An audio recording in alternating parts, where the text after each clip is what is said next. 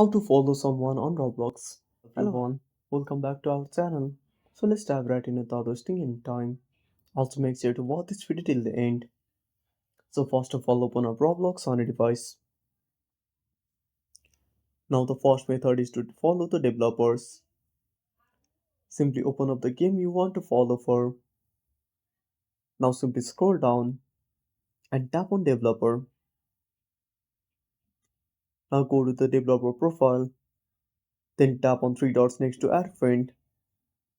Now simply tap on follow. Now the next method is simply go back.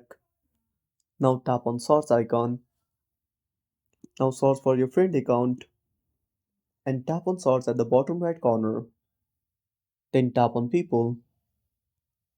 Now tap on the profile and click on add friend. And that's it. Thanks for watching. Make sure to subscribe our channel and hit the bell icon. See you in the next video.